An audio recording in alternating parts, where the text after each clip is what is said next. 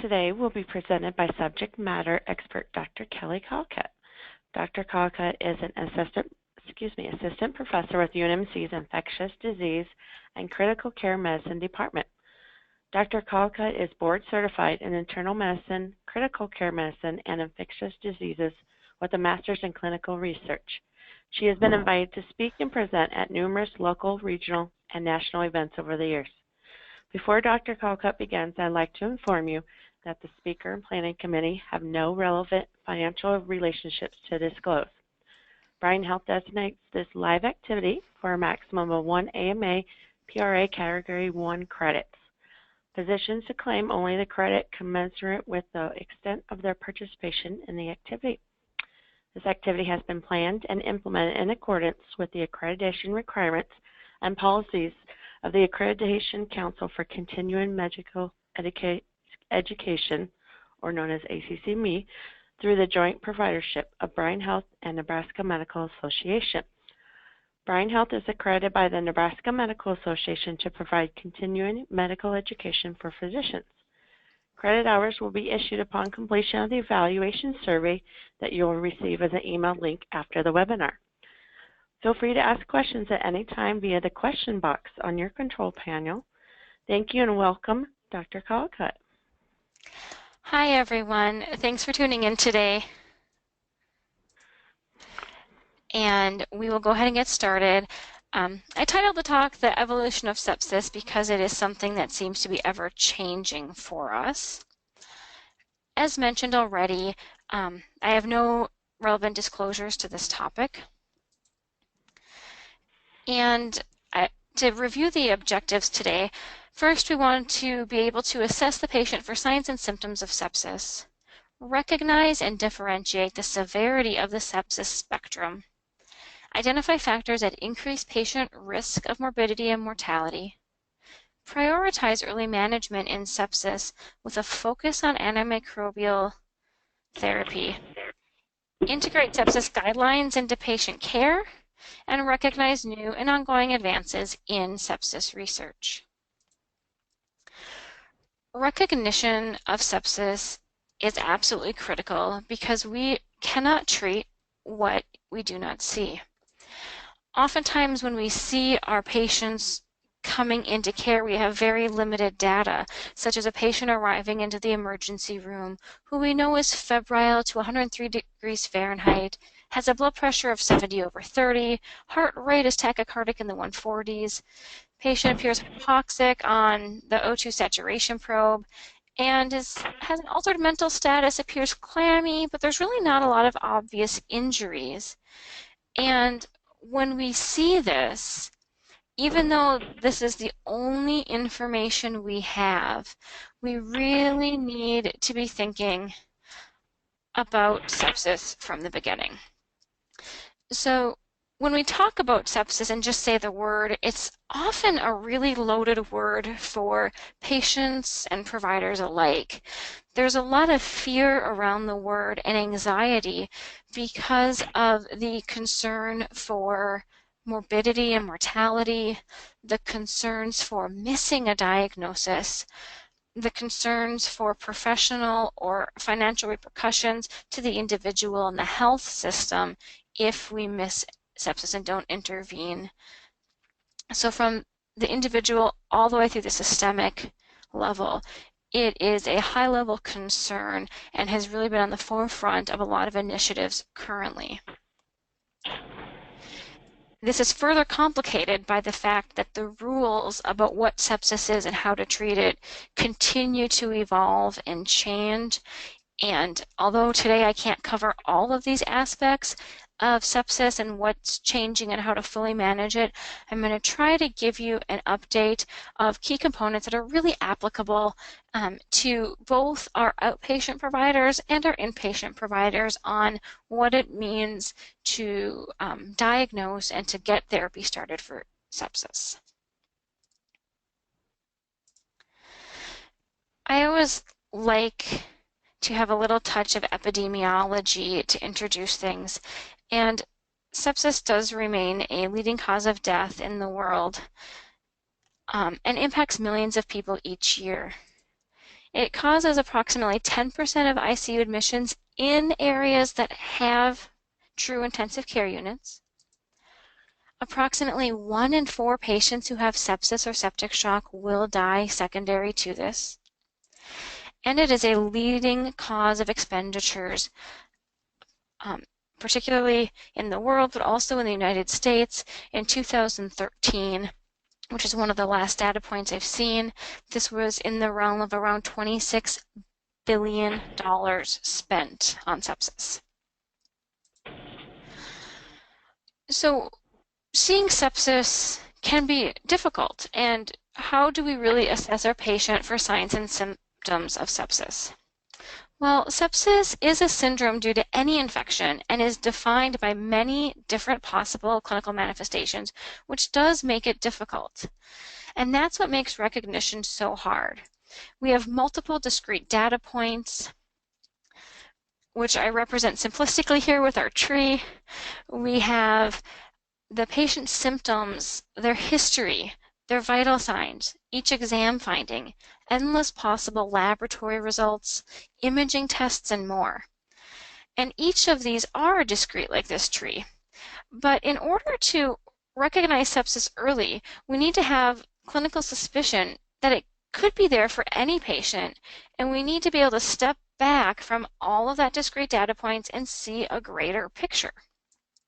So when you assess a patient for sepsis, it really does become a question of, can you see the forest through the trees? Can you see the greater picture despite all of those individual data points that we can all easily be led astray by? To diagnose it, I think it's also very important that we first understand a little bit about the pathophysiology of sepsis. This is an incredibly complex pathophysiology, but there are some basic tenets that lay the groundwork for really the rest of the talk that I'd like to address. First, this is not a disorder only of a pathogen, whether it's bacteria, fungus, or viral.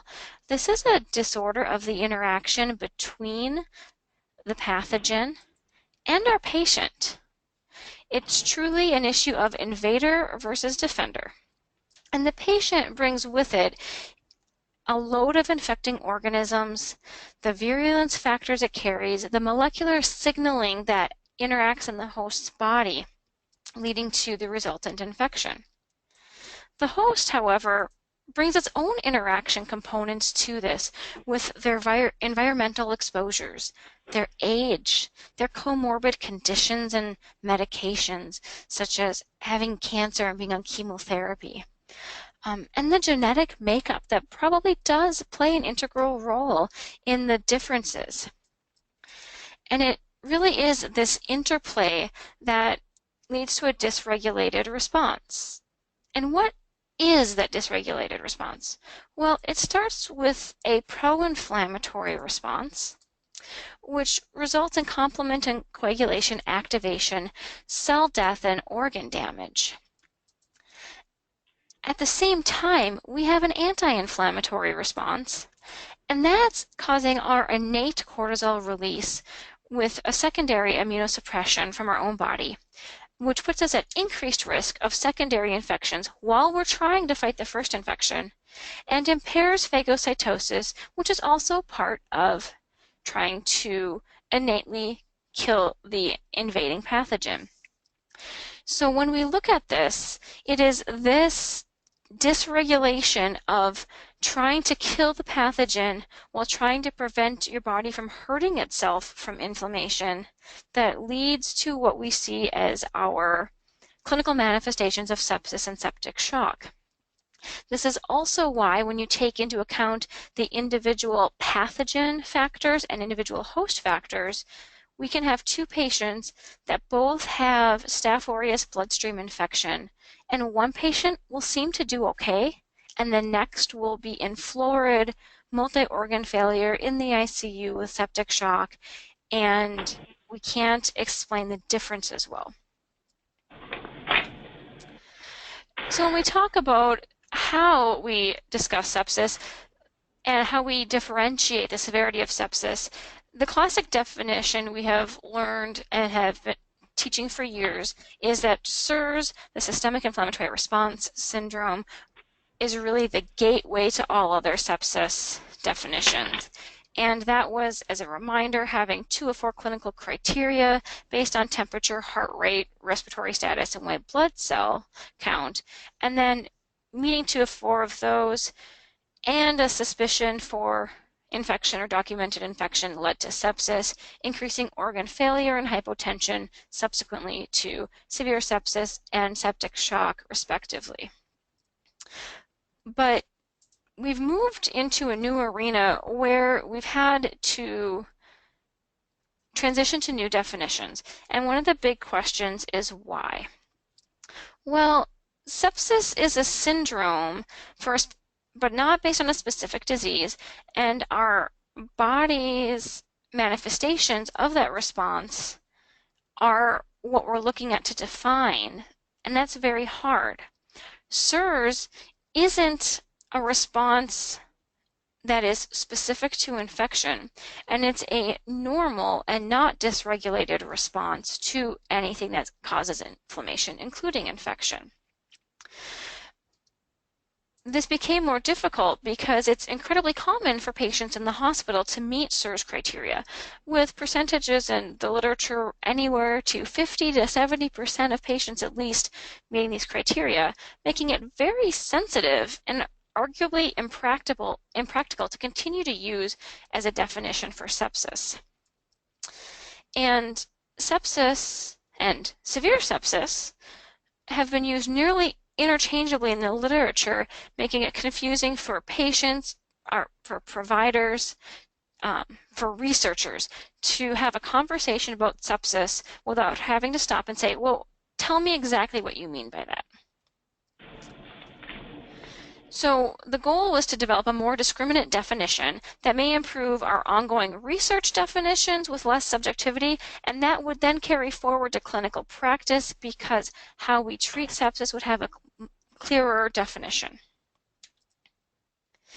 And this led to the Sepsis 3 definitions that were released in JAMA in 2016. And again, they are truly intended to highlight greater understanding of sepsis pathophysiology and provide clear and reproducible clinical criteria. So sepsis is now defined as a life-threatening organ dysfunction caused by that dysregulated host response to infection that we just talked about. And septic shock is sepsis with the circulatory and cellular or metabolic abnormalities that are profound enough to increase mortality substantially. But what does that really mean at the bedside? Well, that's where our clinical criteria come in. So now, when we're trying to define sepsis, we have that definition, and we have criteria of suspected or documented infection and an acute increase of greater than or equal to 2 SOFA points. SOFA stands for Sequential Organ Failure Score and has been present in the literature in the critical care literature for years as a predictive model for mortality, and it is a proxy for organ dysfunction. And we'll talk a little more about this in upcoming slides. Septic shock is using criteria still of blood pressure and vasopressor therapy to maintain that blood pressure of a mean arterial pressure of greater than or equal to 65 millimeters of mercury, and having a lactate of greater than 2 also qualifies for septic shock, assuming that you have already given adequate fluid resuscitation. And that is a very key point to that definition of septic shock. So focusing on SOFA and QSOFA scores now. The SOFA score is what we mentioned in the last set of definitions, and I'd like to talk a little bit about this, but I will say that I have not given you the entire spreadsheet of how it is specifically scored here. I've tried to make it a little simpler for the point of discussion. If you'd like to truly look at the full details, there are multiple calculators and resources in the literature, up to date, MD-Calc, many of those places are going to have this for you.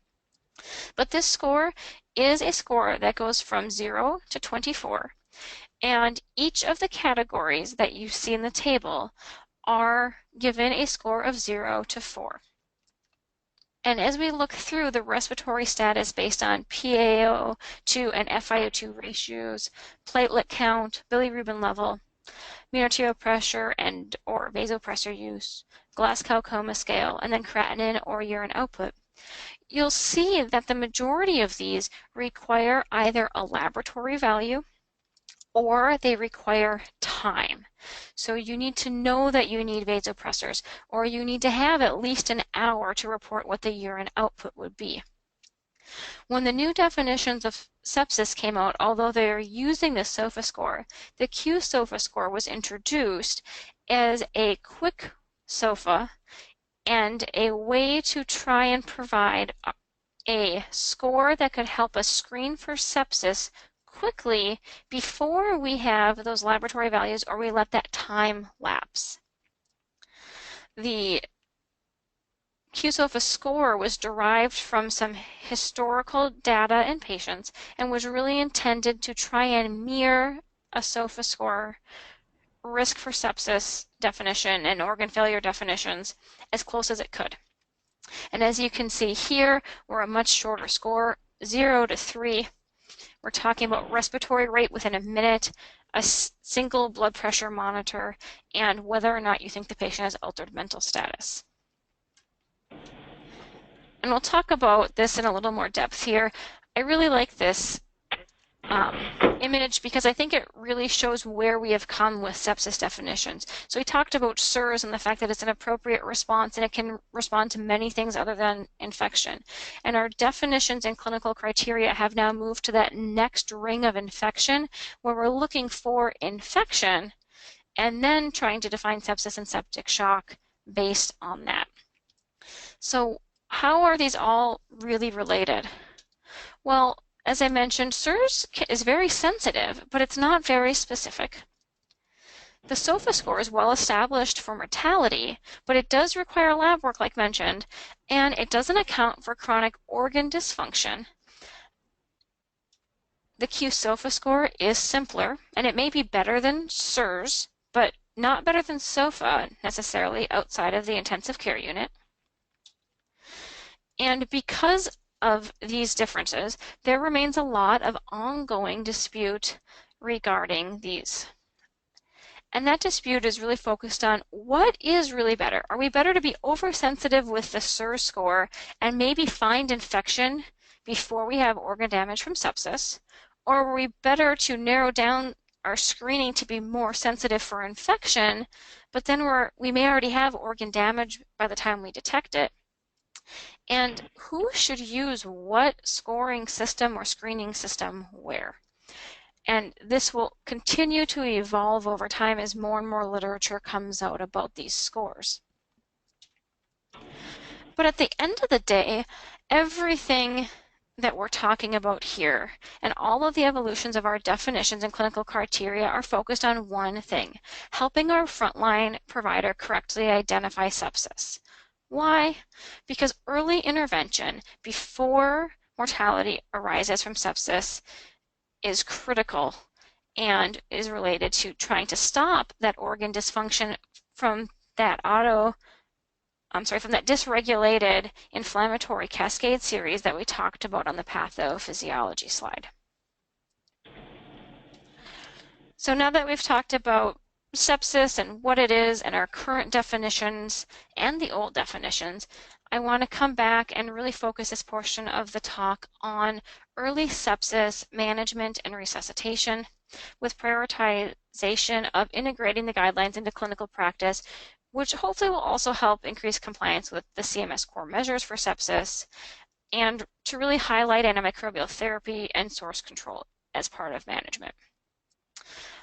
So what you see coming up in the next slides will truly be based on the surviving sepsis guidelines that were released in the last few months. It is important to know that not everyone agrees with everything in the guidelines, and that's okay. Not every patient fits perfectly into the guideline-built box, which means that our clinician and provider judgment and the art of medicine remain critically important to provide the best care for your patients. But those CMS core measures for sepsis do align with this fairly well, and I will touch on this briefly towards the end of the presentation. All right, so again, the 2016 guidelines focusing on diagnosis and the initial resuscitation component. We talked a lot about the need for recognition and how do you see sepsis. In the guidelines, we now have a best practice statement specifically focused on screening, stating that our hospitals and hospital systems really need to have sepsis screening and formal performance or quality improvement programs for sepsis. And it is critical to realize that this should be multidisciplinary. This is not a screen for physicians. This is not a screen for nurses. This is not a screen for a respiratory therapist or a physical therapist or occupational therapist. This is a screen and a practice for everyone. Identifying and treating sepsis is a team sport and should be treated as such. When we talk about what to do after we recognize sepsis, we're really talking about this initial resuscitation phase. You will note this is no longer called early goal-directed therapy, as that has fallen out of favor as a formal tagline for sepsis. Sepsis, by the new definitions, now encompasses severe sepsis as we go forward in this, and septic shock are medical emergencies, and we need to start therapy immediately. We really need to be focused on recognizing sepsis and immediately determining the level of sepsis or shock. And to do that, we're talking about assessing our patients, their blood pressure, signs for hypoperfusion or organ dysfunction, and getting a lactate quickly. It is also critical to think about additional and alternative causes of shock. We think our patient has septic shock, but are we sure they don't have cardiogenic shock? Have they been getting a lot of prednisone lately and maybe they have adrenal crisis? Do they have two causes for shock? We want to avoid premature closure on our diagnosis here to give our patients the best care possible. And if in this assessment you find that your patient is hypotensive or you think they're having hypoperfusion, we want to get our IV fluid started and we want to do it quickly. The current guideline is that 30 milliliters of kilogram of their total body weight should be given as a crystalloid such as lactated ringers or saline within the first 3 hours from the time of recognition. So with that, we'll touch a little more on fluid therapy. So further fluid administration should be determined by frequent reassessment of the patient and hemodynamics. So really getting back to the bedside and assessing the patient. With our exam, with our clinical metrics, what has their urine output been now that we've had some time? What is their heart rate trend? What is their respiratory rate doing?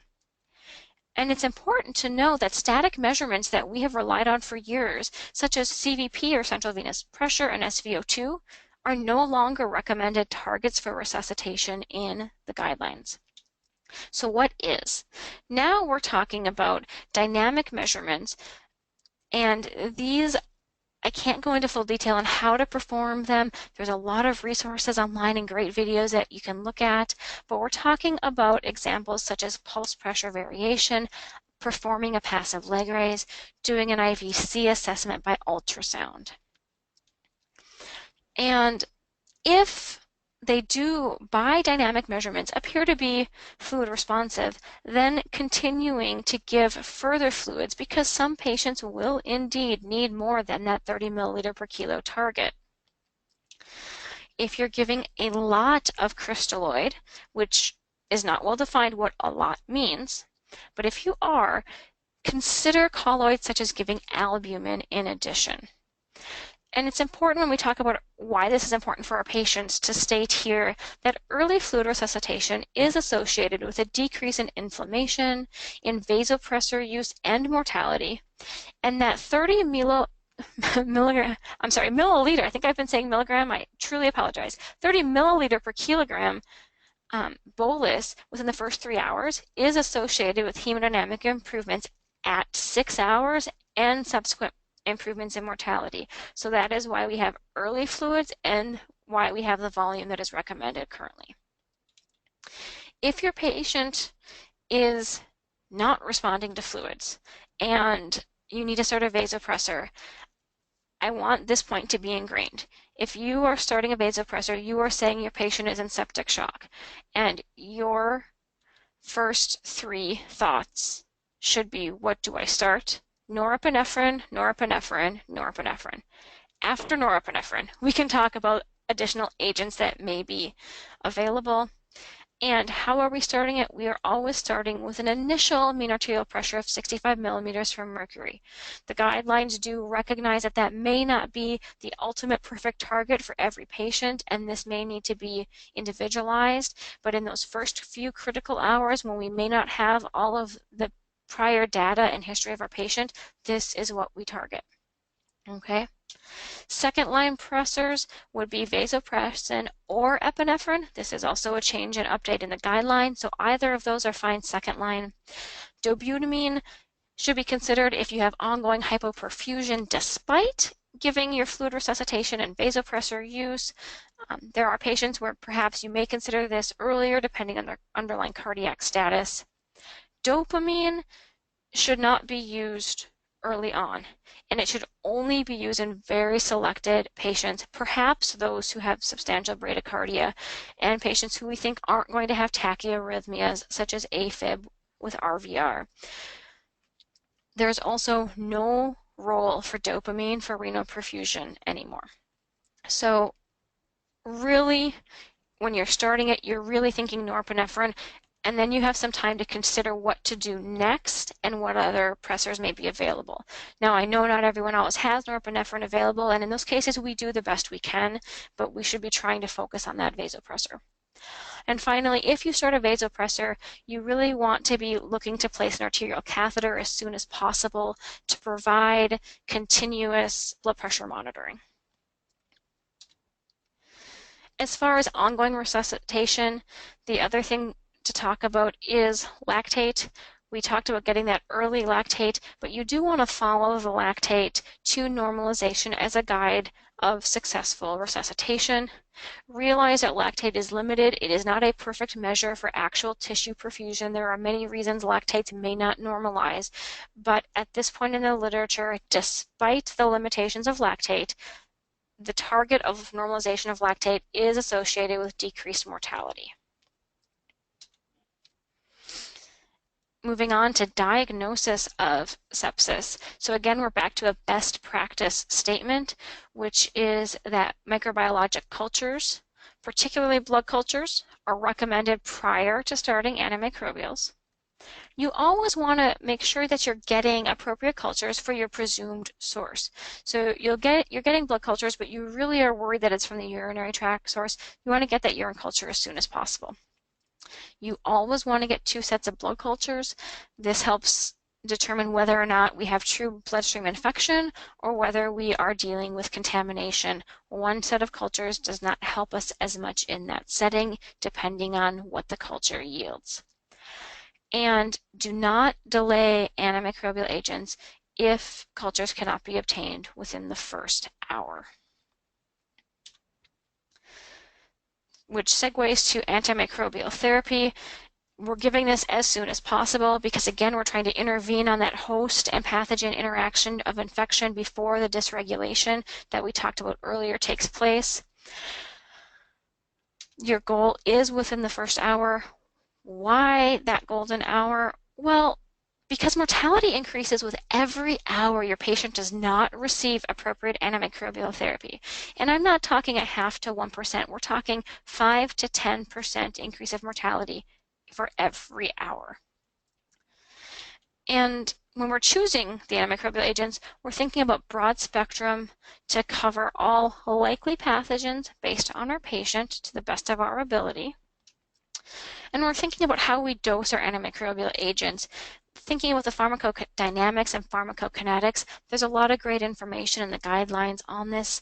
I strongly urge you to read through yourself, but some of the issues that arise are volume of distribution as we're giving all of this IV fluid resuscitation quickly. So do we want to give a load of antibiotics? Do we want to choose something that may be infused in a more rapid fashion? And then subsequently, are we looking at longer infusion times, such as with piperacillin tazobactam, where we have more time that the antibiotic is in the bloodstream, yielding a higher likelihood of killing bacteria while it's infusing? Which is not true of all antibiotics, but it is true for some. And then empiric combination therapy, so looking at two different types of drugs from different classes, such as a cephalosporin and a quinolone for patients who are in septic shock, and trying to cover what you think your suspected pathogens may be. Now, we're talking a little more about the diagnosis. Let's really talk about how do we make the best decisions we can in that early golden hour. Well, clinical history is important if you can get it from your patient. Have they had recent surgeries? What are their comorbidities? Do they have any foreign bodies or lines in place? What symptoms did they have before they came to the hospital? But that's not always available. Physical exam is always available, and it is critical. And I urge you to think about, in the immediate sense, labs and imaging being adjunctive. Why? Because these take time, and you are trying to make a decision about what antibiotics to give so that those antibiotics can be given in the first hour. You may not have time to get the labs or the images or the reports back before you want to make that decision. And so this is critically important because the presence and type of infection is the only subjective component of sepsis management. So a little more about how to make that right choice. Well, antibiotics should be broad-based, like we said, based on the most likely source of infection. And appropriate antibiotics save lives. We talked about that.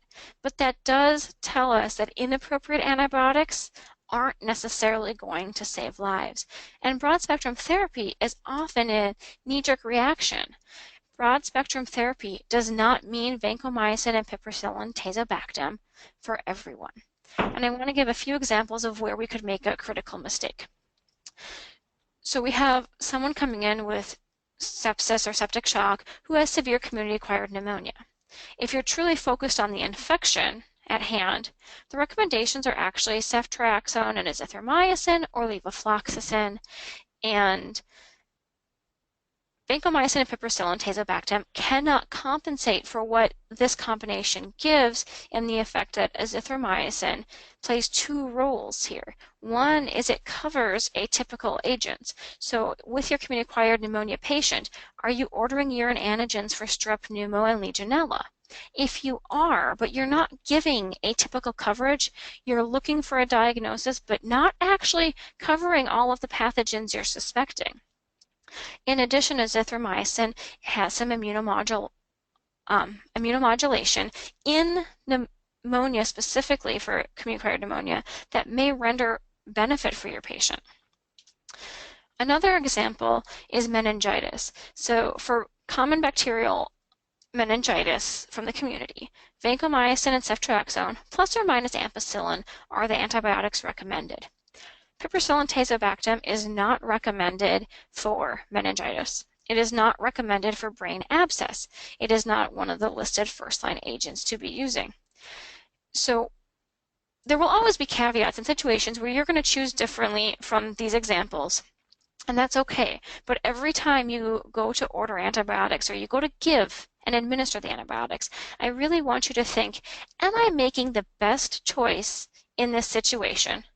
Are these appropriate for the infection and the pathogens I think I'm treating? And do these antibiotics actually penetrate the site where the infection is? So you should know your patient. You should also know your hospital system antibiogram, because these things will help you. If they've had past microbiologic cultures, maybe you'll find out that they have a resistant organism that's important to know. Or maybe you have some very resistant organisms that are common in your community. And these are critical pieces also. And I urge you to look at those after this webinar is done. And then Antimicrobial de-escalation is really a focus of doing the greatest good with the least harm. So we want to assess our antimicrobials daily. We want to narrow therapy once pathogens are identified and susceptibilities are available, and we want our patient to be clinically improving as we're doing these things. Procalcitonin can be considered as an adjunctive laboratory test to help guide de-escalation. This is really only helpful if you've been trending it since the time the patient arrived in the hospital. And then consider duration of therapy for specific infections. 7 to 10 days is in the guidelines, stating that it's likely adequate for many infections. And I would argue that that is true, that it may be adequate, but there are some infections that are more complicated and do require longer courses of therapy, such as a methicillin-resistant Staph aureus bloodstream infection, empyema, or neutropenia. I would urge you, if you have it available, consider infectious diseases consultation and consider it early. There's a lot of initial resuscitation happening and a lot of moving parts, and infectious diseases is there to help you and help guide this. And there is some data that in particular infections, such as this MRSA bloodstream infection, that they will improve cost and patient outcomes. Okay.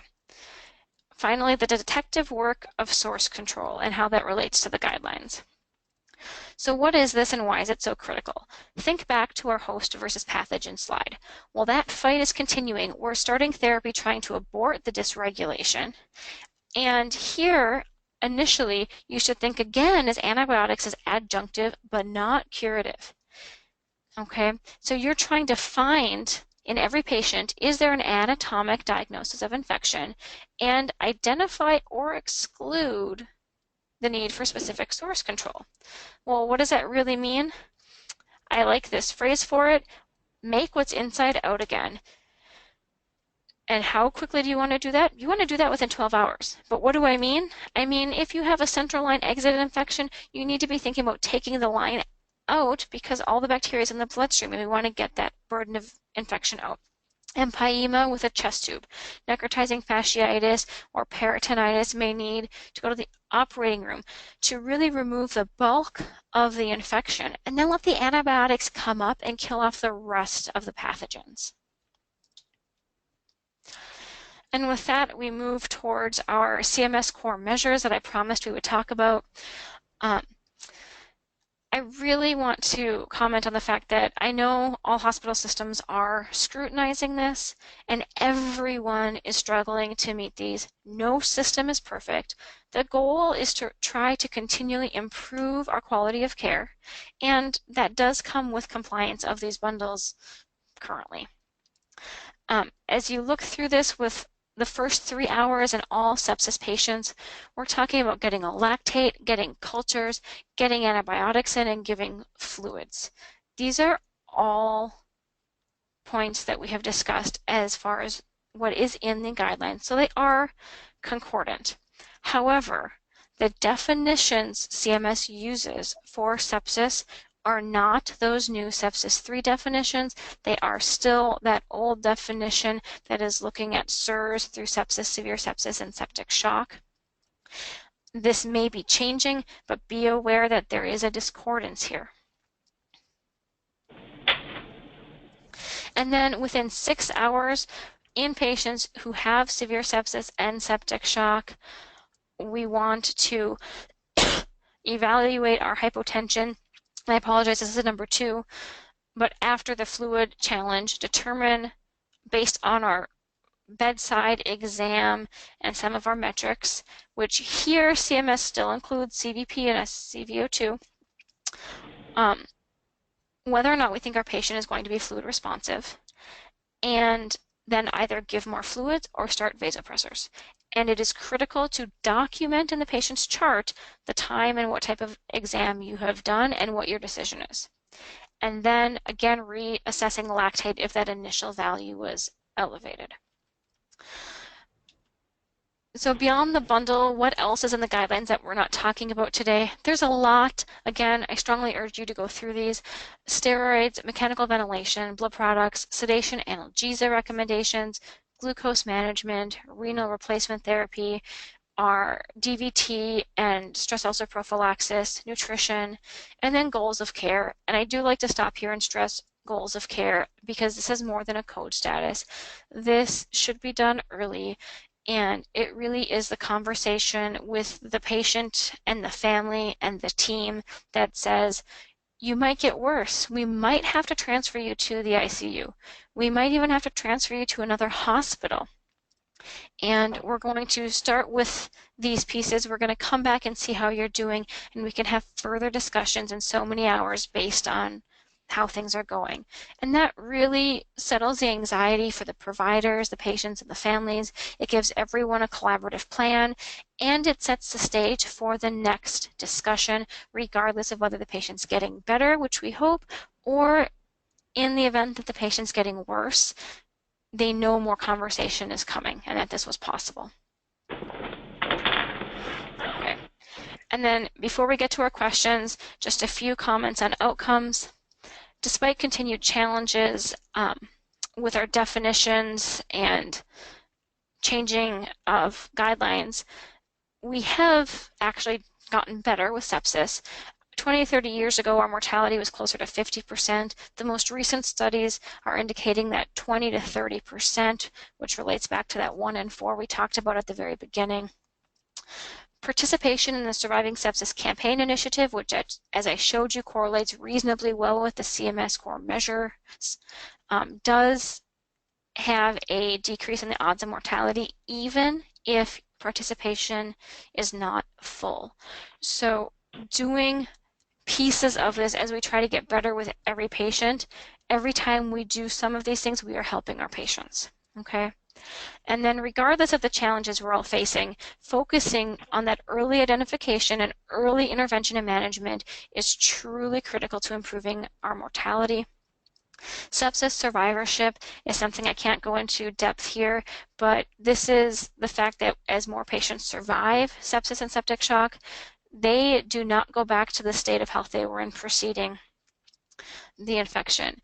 Many of these patients have an increased risk of death for months to up to a year after recovery, and they can have impaired functionality from neurocognitive status to physical abilities to mood and overall quality of life, and this can also be months or years after that initial episode. So when the patients come back to the clinic, they may be struggling, and we need to be able to tell our patients that's okay. We know this can happen, and try to help them sort out what to do next. And this data will only continue to evolve. And then how do we mitigate this morbidity and mortality of sepsis? There's a lot of discussion on this. There's 3 main focuses. The first is sepsis prevention. Pneumonia is a leading cause of infection. We have the ability to vaccinate our patients for influenza, for pneumococcus when appropriate. Working on those preventative strategies is critical. Infection control and prevention, adhering to guidelines, good hand hygiene, these are all critical to keeping people healthy. And primary care of comorbidities cannot be undervalued here. Getting good care and good care early for all of the medical issues is very important. Rapid recognition is an ongoing initiative with patients and provider education and establishing these systems for screening for sepsis. And then we've talked a lot about early interventions and really thinking about those fluids, the antibiotics, and source control. What should you expect coming next in the near future? Pediatric guidelines are coming out this year. This set of guidelines and recommendations were adult specific. Public health initiatives are going to continue to extend on education and prevention of sepsis. We'll learn more about what really is the best fluid management strategy and how much may be too much in some patients. Rapid diagnostics for infection to get to the right pathogen as quickly as possible to really cater in on that correct antimicrobial therapy. How do we de-escalate our antibiotics the best way, and how do we de-resuscitate, meaning how do we stop fluids and vasopressors for our patients? And then there's a lot of movement in precision medicine, really thinking about those individual genomics of the host, cellular messaging systems of the host and the pathogens, and really looking towards a possible future where sepsis becomes highly individualized management. Okay, so with that, we have a couple cases and questions we will discuss. So case 1, we have a 51-year-old male who has been unwell for the past 2 days with an influenza-like syndrome. He had a witness collapse and was brought into the emergency department unconscious. His blood pressure on arrival was 95/72. Pulse was 117 beats per minute. Temperature was 35.8 Celsius, and respiratory rate was 24 breaths per minute. Early labs were actually available, and white blood cell count was 41,000, and lactic acid was 6.2. So question 1 is, what is the Q-SOFA score for this patient?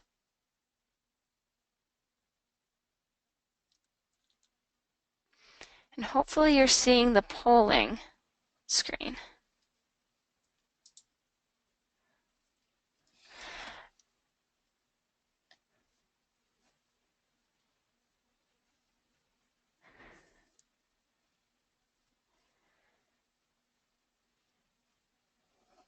Okay, and I apologize because right now I am not able to see whether the poll has closed.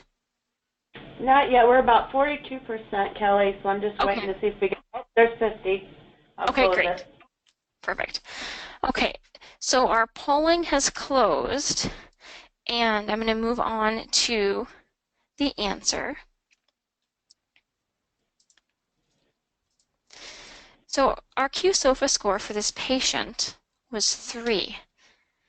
Our patient had a witness collapse and was brought to the ED unconscious, which would qualify for altered mental status. Blood pressure, the systolic was less than 100, which would be a point, and respiratory rate was 24, which was greater than 22. And a Q-SOFA score of greater than or equal to 2 is our threshold, just like with a regular SOFA score, to prompt us to look for sepsis. Okay, and our next question, upon arrival to the emergency department, the patient meets criteria for septic shock, true or false?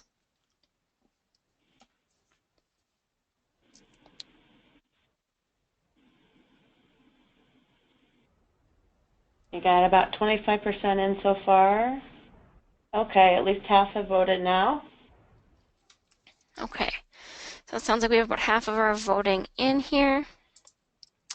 So the answer to this is false. So here is a reminder of our patient scenario. These were his labs and vital signs on arrival to the emergency room. Septic shock requires that you are hypotensive, requiring vasopressor therapy, or have an elevated lactate after adequate fluid resuscitation, and our patient has not had that fluid resuscitation yet. Okay. And then we'll move to case 2. So with case 2, we have a 62-year-old male who has multiple medical comorbidities, including congestive heart failure, diabetes, chronic kidney disease, with a baseline creatinine reportedly around 2, who also happens to have a central line, a pacemaker, and a prosthetic right shoulder, who was admitted to the hospital with shortness of breath. Initial vital signs and some of the selected laboratory data that we have up front is a temperature of 101.8 degrees Fahrenheit, a blood pressure of 80/50 millimeters per mercury, a heart rate of 80 beats per minute, a respiratory rate of 22 beats per minute, a white blood cell count of nearly 18,000, and a creatinine of 4.2.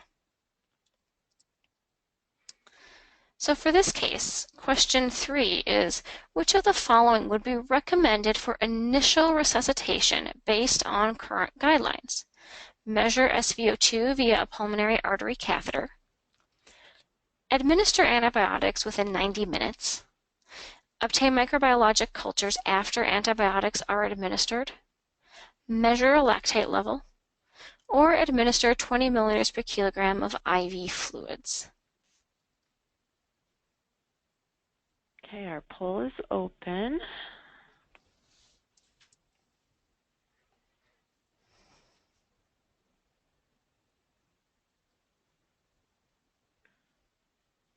Okay, we're at half. Okay, so measure a lactate level is the correct answer here. And the answer to this is that pulmonary artery catheters are no longer recommended and have not been for some time. And as we talked about, the SvO2 is no longer a recommended target for resuscitation in the most recent guidelines. Antibiotics should be administered within 60, not 90 minutes. Cultures should be obtained in general prior to antibiotic administration. Of course, is able. Sometimes we're going to have individual caveats there, but that is the goal. And the recommended fluid bolus is not 20, but 30 milliliters per kilogram.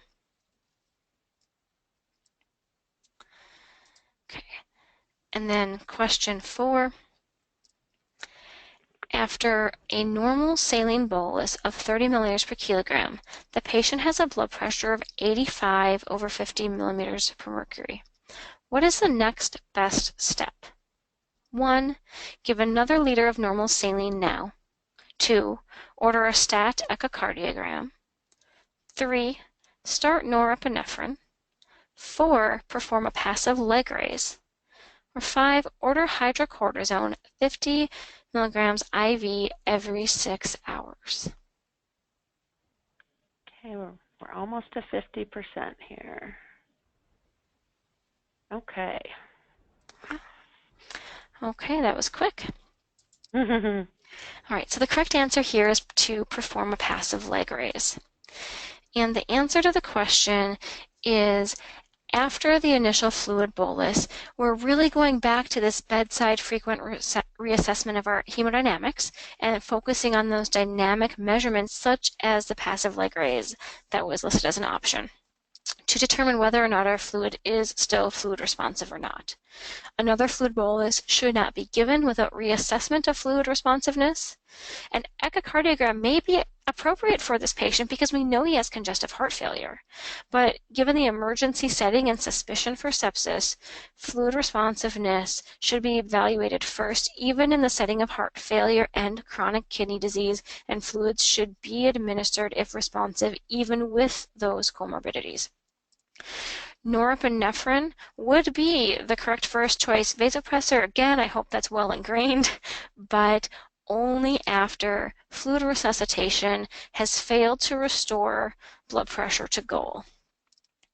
And then hydrocortisone, and I know we didn't talk about this component, but that's part of the answer. We didn't talk about it because it's not recommended as initial resuscitation.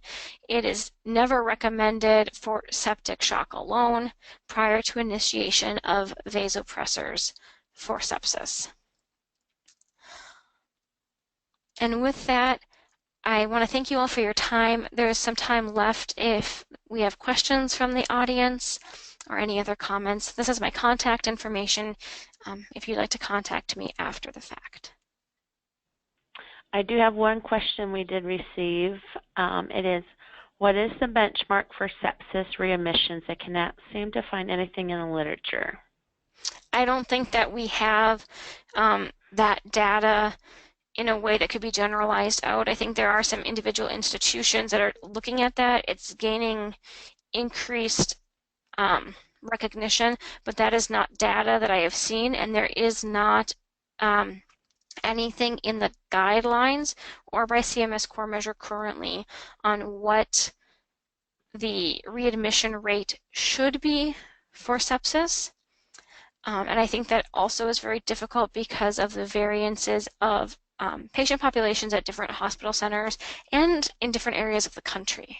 So unfortunately, that's a great question. It's getting a lot of interest, but it's not one that I have an answer to for you right now.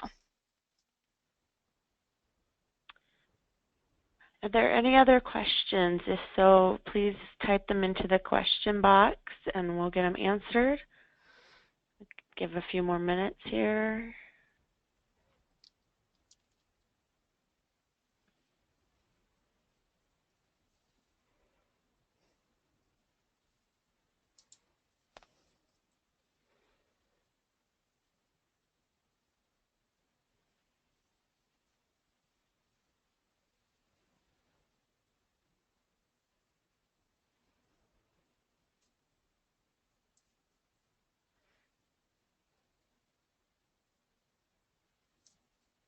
I think we are, all their questions have been answered, Kelly. Okay. I want to tell everyone thank you for your time, and if anyone on the call should have any questions, feel free to email me or Kelly, and we'll get them addressed. I want to thank everyone for their time.